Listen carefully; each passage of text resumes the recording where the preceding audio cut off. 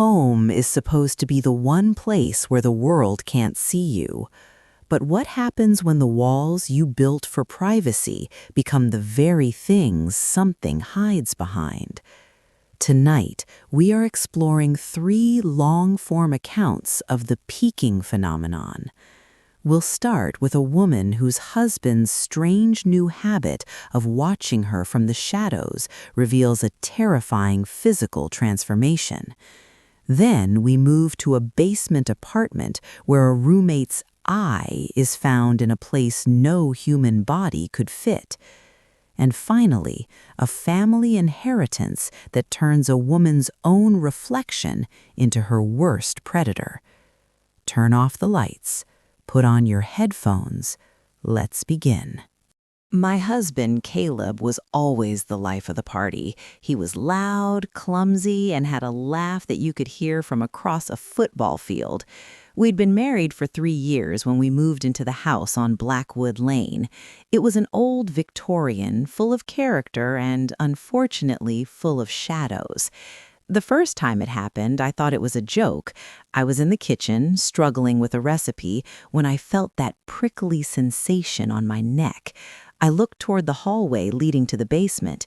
Caleb was there, or at least half of him was. He was peeking around the corner, his hand gripping the trim of the door. "Caleb? You're home early," I said, wiping my hands on my apron. He didn't move. He just stared.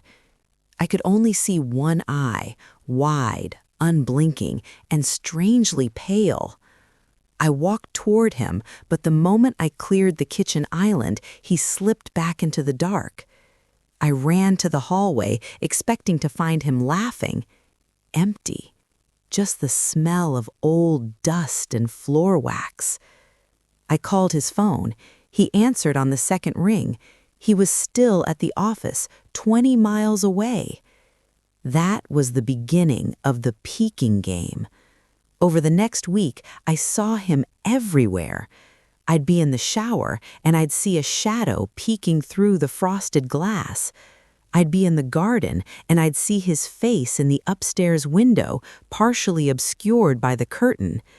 Every time I investigated, the real Caleb was nowhere near. The tension in the house became a physical weight. I started staying up late, afraid to go to sleep. One night, around 2 a.m., I was sitting in the living room with only a single lamp on. I looked at the armchair in the corner. Behind the high back of the chair, I saw the top of a head. Dark hair, just like Caleb's. 2 eyes slowly rose above the fabric. This time, I didn't call out. I grabbed my heavy flashlight and lunged. I rounded the chair in 3 steps, clicking the light on. There was something there. It looked like Caleb, but the proportions were wrong. His neck was elongated, stretching upward like a piece of pulled taffy. He was crouched in a way that should have snapped a human's knees.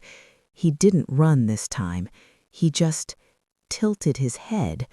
A wet, cracking sound filled the room as his spine adjusted. "Caleb?" I whispered, my voice trembling. The thing opened its mouth. It didn't speak. It mimicked the sound of a tea kettle whistling, a sound I make every morning. Then it retreated, not by walking, but by sliding backward into the shadows of the dining room, its body staying perfectly level as if it were on wheels. When the real Caleb came home that night, I tried to tell him. He thought I was having a breakdown. He took me to the doctor, who prescribed me sleep aids, but the pills made it worse. They made me groggy, slow. One evening, I woke up from a nap on the sofa. The house was pitch black. I felt a weight at the end of the couch. I sat up, heart racing. Peeking over the edge of the sofa, right by my feet, was that face. It was smiling now. The skin looked like gray parchment. It whispered, "I'm getting better at being him." I haven't seen the thing in a week. But yesterday, the real Caleb forgot where we went on our first date. And this morning, I saw him peeking at me from behind the bathroom mirror, and for the first time, I couldn't tell if it was my husband or the thing from the doorframe. Story 2. If you've ever lived in a basement apartment, you know about the sounds. The pipes groan, the upstairs neighbors stomp, and the settling of the foundation sounds like gunshots in the middle of the night. I shared a 2-bedroom unit with Sarah, a girl I'd met on a roommate finder app. Sarah was quiet, almost too quiet. She worked night shifts at the hospital, so we were like ships in the night. Our only interaction was through a chalkboard in the kitchen. The peeking started through the vents. I was lying in bed reading when I felt a draft. I looked up at the AC vent on the ceiling. Behind the metal slats, I saw a flash of white. I stood on my bed to look closer. It looked like a finger, long, pale, and tipped with a jagged yellow nail, poking through the vent. I poked back with a pen, and it vanished instantly. I wrote a note to Sarah. "Think we have a raccoon in the vents? Call the landlord?" She wrote back, "I didn't see anything. Maybe you're just tired." But then it moved to the floor. My bedroom door has a gap at the bottom, about an inch of space where the carpet doesn't quite meet the wood. One night, while I was scrolling on my phone, I saw a shadow block the light from the hallway. I expected to hear Sarah's footsteps. Instead, I heard a low, wet slurping sound. I looked down. An eye was pressed against the gap. Not an eye in a socket. It looked like a loose marble rolling back and forth on the carpet, peering into my room. I screamed and threw my shoe at the door. The eye blinked. A fleshy lid covered it, and then it was sucked back into the hallway. I bolted to the door and flung it open. Sarah was standing there, holding a glass of water. She looked terrified. "What's wrong? Why are you screaming?" I pointed at the floor. "There was an eye under the door." Sarah looked at the floor, then back at me. Her expression softened into pity. "Lexi, there's no way a person can get their eye that low to the ground unless they're lying flat, and I was in the kitchen." I started to doubt my sanity. Maybe it was a marble?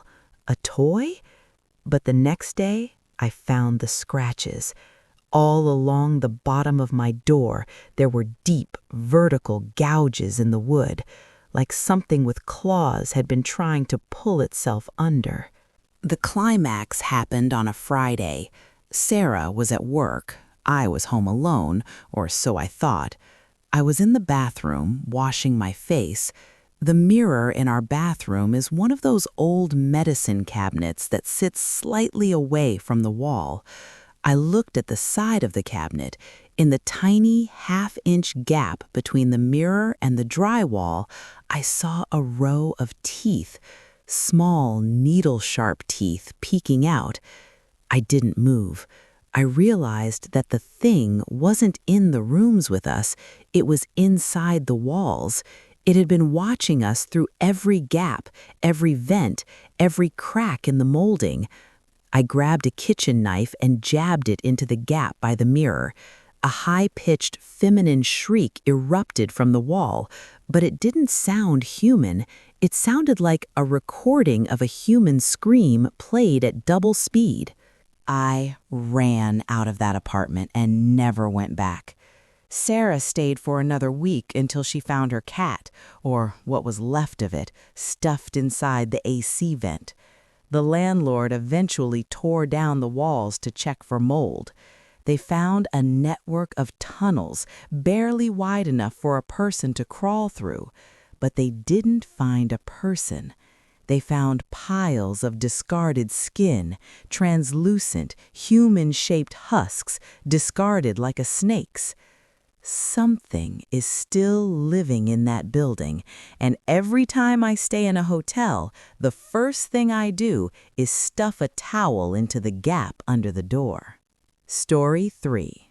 My grandmother, Eleanor, was a woman of strange rituals.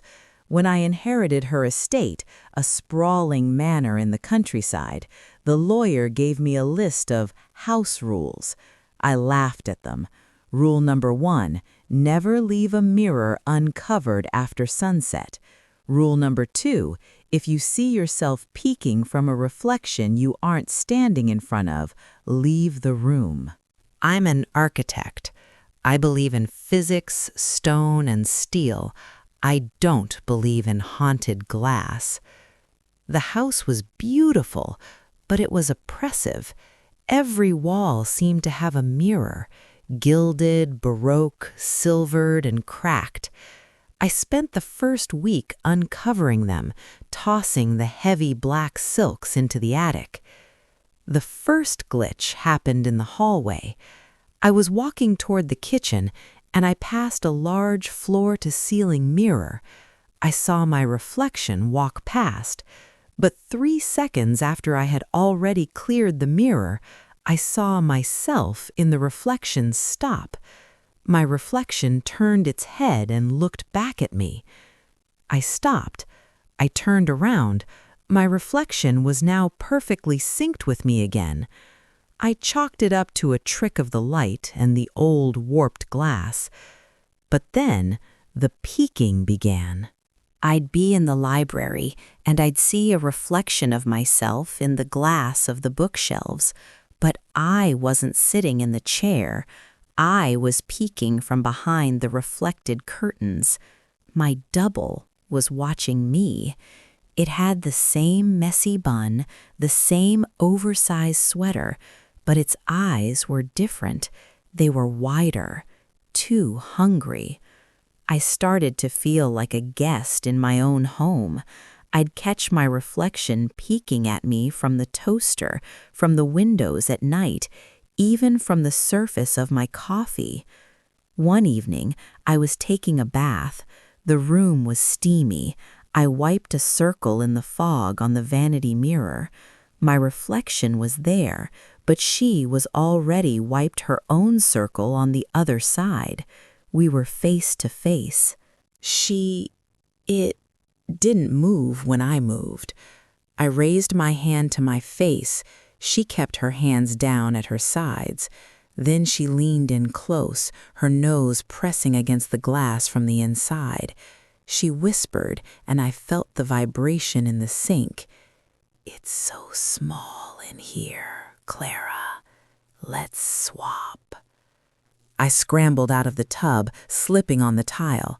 I grabbed a towel and covered the mirror, my hands shaking so hard I could barely tuck the edges. That night, the house came alive with the sound of glass tapping. Tink, tink, tink, from every room. Every mirror was being hit from the inside. I huddled in the center of my bed, the only room without a mirror. Or so I thought. I looked at the framed picture of my parents on the nightstand. The glass over the photo was small, but it was enough. I saw a tiny version of myself peeking from the corner of the frame. She was smiling, a slow, agonizingly wide smile. I realized my grandmother wasn't crazy. These weren't mirrors. They were windows into a place that was identical to ours, but empty. And the things on the other side were tired of being empty. I spent the next day breaking them. I took a hammer to every gilded frame. I thought if I destroyed the portals, I'd be safe. But with every shard of glass that hit the floor, I created 1,000 new tiny mirrors. Now I see thousands of Claras peeking at me from the shards on the rug. I see them in the polished doorknobs.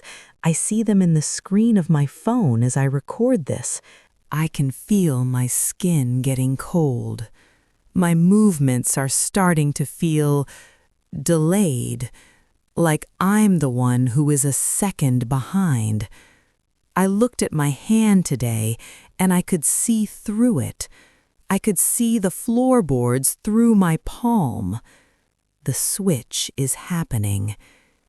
If you're watching this and you feel a sudden urge to check the mirror behind you, don't, because the version of you in that glass isn't just a reflection. She's waiting for you to blink, and once you do, she'll be the one sitting in your chair, and you'll be the one peeking from the shadows, begging to be let back in. We've only scratched the surface of what hides in the dark. Which story made you want to cover your mirrors? I want to hear your stories. If you've ever felt like your reflection had a mind of its own, or if you've seen a face peeking where no face should be, email me. Your story might be the next one I tell. Until next time, stay safe, stay vigilant, and for heaven's sakes, keep the lights on.